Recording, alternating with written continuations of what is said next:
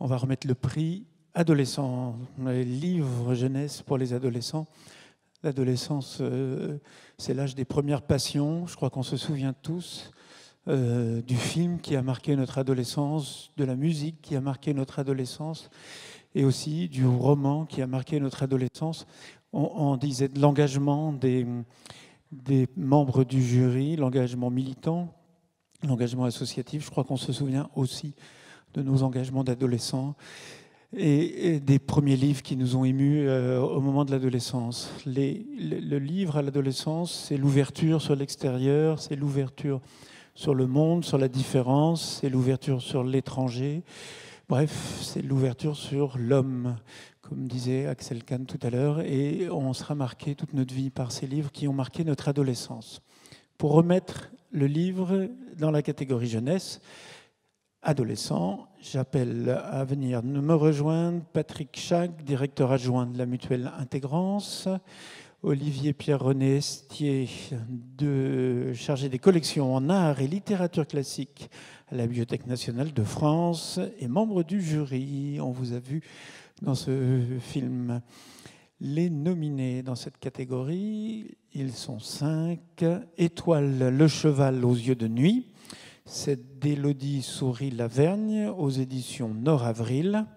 Le foyer de Jean Thirion, c'est publié aux éditions du Jasmin.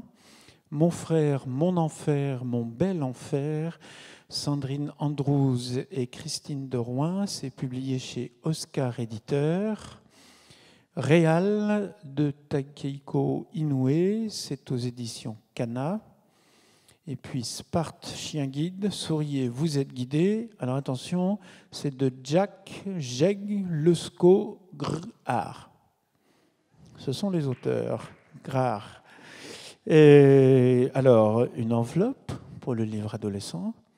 Et puis, vous avez un micro pour nous donner le nom du lauréat dans cette catégorie.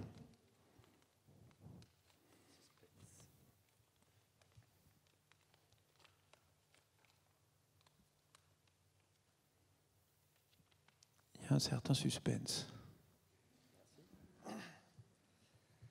Donc, le lauréat du meilleur prix livre jeunesse adolescent 2016 est décerné à Mon frère, mon enfer, mon bel enfer.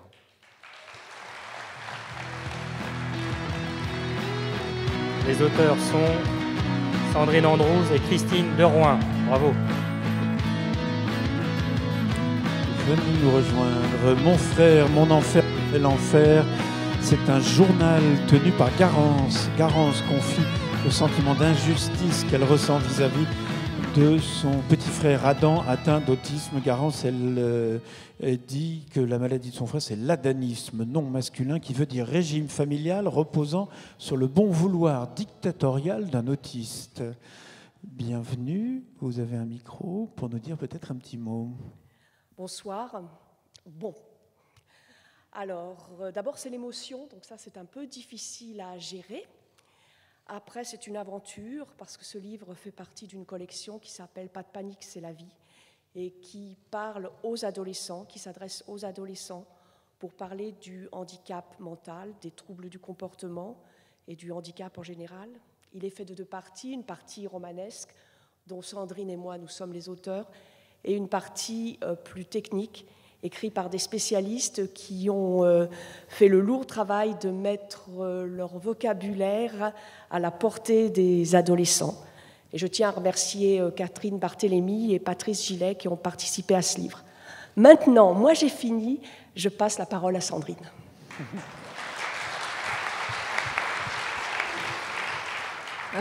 Donc c'est une histoire crédible. Il y a une fiction, c'est vrai, mais elle prend son origine dans ma vie, dans la vie de plein de petits garçons que j'ai rencontrés, qui sont tous autistes, et filles aussi, mais elles sont moins touchées, donc il y a plus de garçons. Dans ma vie, parce que j'ai mon fils, Ulysse, qui est autiste, je pense aussi à toutes ces familles que je rencontre sur mon chemin, qui sont concernées, et j'ai pensé aussi à toutes ces familles qui sont autour, les autres familles qui ne comprennent pas toujours ce que c'est l'autisme.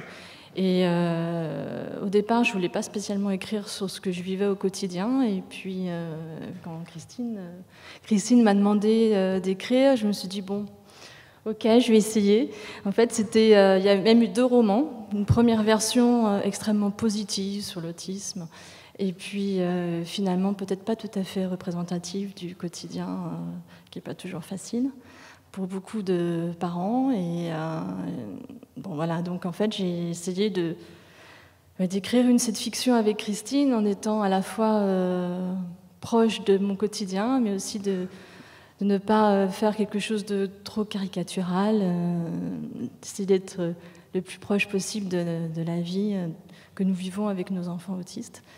Et ben, j'espère que c'est réussi. Et puis, je voulais aussi, j'espère en tout cas qu'on va changer de regard sur l'autisme et qu'on va pouvoir donner une place à tous dans notre société. Bon, c'est mon rêve, c'est qu'on puisse toujours être tous ensemble. Voilà. Ça mime mieux.